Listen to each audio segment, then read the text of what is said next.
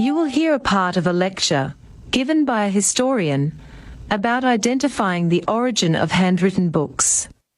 My presentation today is on how the science of genetics is being used to shed light on the origin of manuscripts, anything written by hand, produced in the medieval period, that is, the period between the 5th and 15th centuries AD.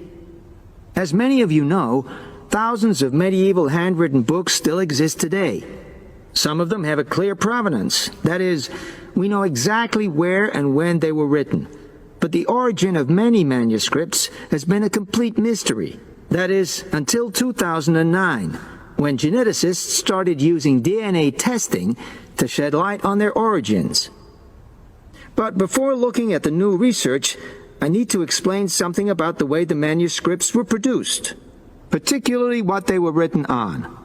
Virtually all were written on treated animal skins, and there were essentially two types. The first was parchment, which is made of sheepskin. It has the quality of being very white, but also being thin. It has a naturally greasy surface, which meant it was hard to erase writing from it. This made it much sought after for court documents in medieval times. The second type is vellum, which is calfskin.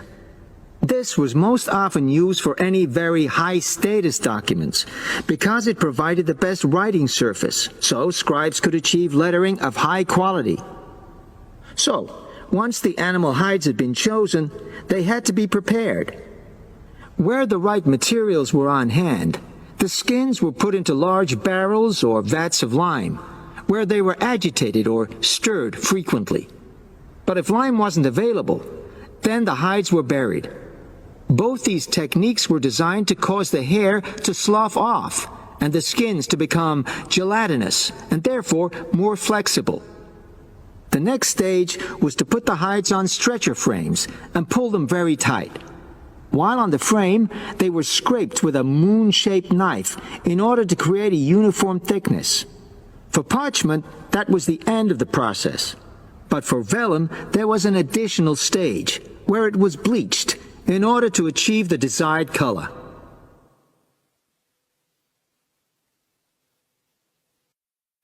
So, what does all this preparation mean for the quest to identify the origins of mystery manuscripts?